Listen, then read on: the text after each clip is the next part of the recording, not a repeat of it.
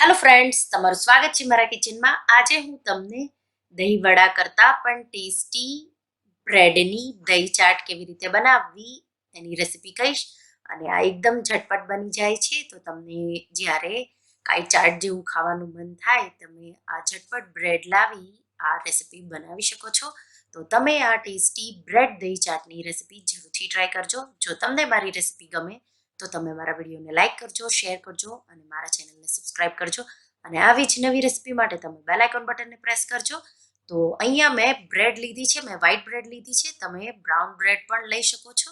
તો પહેલાં આપણે બ્રેડની કિનારીઓ કાપી લઈશું. જો તમે બ્રાઉન બ્રેડ લ્યો તો આ એકદમ હેલ્ધી બ્રેડ ચાટ બનશે. એ જ રીતે મેં બીજી 2 બ્રેડ પણ લીધી છે, એની હું કિનારી કાપી લઈશ. તો ટોટલ મેં અહીંયા 4 બ્રેડ લીધી છે. હવે આપણે એના પીસીસ કરી લેશું.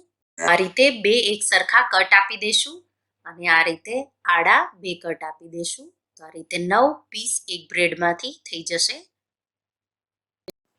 અને હવે આપણે આ ટુકડાઓને શેલો ફ્રાય કરી લઈશું.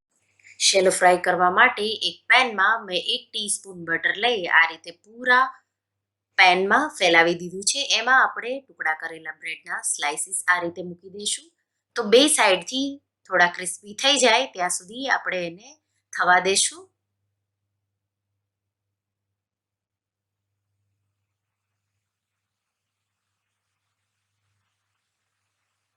તો હું મીડિયમ ગેસ પર 1 મિનિટ માટે થવા દઈશ. અને 1 મિનિટ થઈ જાય એટલે આપણે સ્લાઇસની સાઈડ ચેન્જ કરી લઈશું અને બટર બાજુમાંથી થોડું થોડું નાખીશું. તો એનો કલર એકદમ સારો આવશે બ્રેડના ટુકડાઓનો. તો આ રીતે બ્રેડના ટુકડાઓની સાઈડ મેં ચેન્જ કરી લીધી. હવે આપણે બીજી સાઈડ થવા દઈશું. થોડું વચ્ચે આ રીતે બટર નાખી દેવાનું અને ફેલાવી દેવાનું.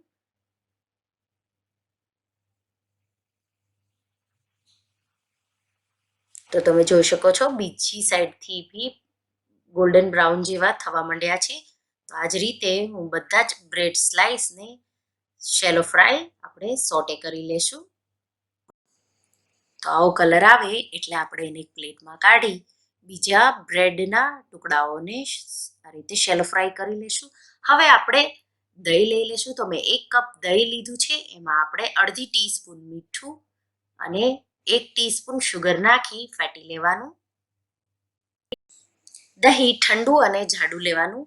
હવે બ્રેડ ચાટ બનાવવા માટે આપણે એક પ્લેટમાં આ રીતે 7 ટુકડા બ્રેડના લઈ લેશું અને આ રીતે પાથરી દઈશું. એના પર સારું એવું દહીં નાખવાનું. તમને જો લાગે તો તમે ડાયરેક્ટ બ્રેડના ટુકડાને દહીંમાં બોળી આ રીતે મૂકી દેવાના. એના પર આપણે બટેટાના સ્લાઇસ મૂકી દઈશું. તો મેં મીઠું નાખી બટેટાને બાફી એના આ રીતે ટુકડા કરી લીધા છે, એ મૂકી દીધું. એના પર આપણે ફુદીના અને ધાણાની ચટણી નાખી દઈશું. તો થોડી થોડી ટેસ્ટ પ્રમાણે નાખી દેવાની.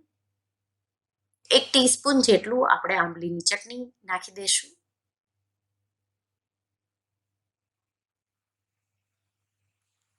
અને એના પર ઝીણી કાપેલી ડુંગળી પાથરી દઈશું. ઝીણા કાપેલા ટામેટા,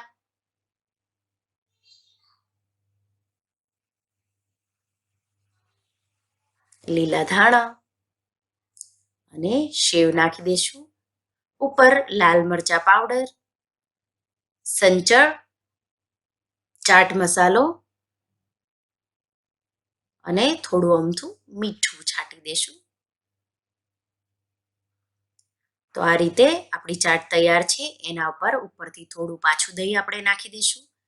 ડુંગળી, દાડમના દાણા અને ધાણા, ઉપર થોડું લાલ મરચું અને થોડો ચાટ મસાલો નાખી તમે આ ચાટને સર્વ કરો. તો એકદમ આસાન એવી આ ચાટ તૈયાર છે. તો તમને આ દહીં વડા કરતાં પણ ટેસ્ટી લાગશે અને આમાં બનાવવામાં બિલકુલ ટાઈમ જતો નથી. તો તમે આ બ્રેડ દહીં ચાટની રેસીપી જરૂરથી ટ્રાય કરજો અને મને કમેન્ટમાં કહેજો કે તમને મારી રેસીપી લાગી. Thank you for watching.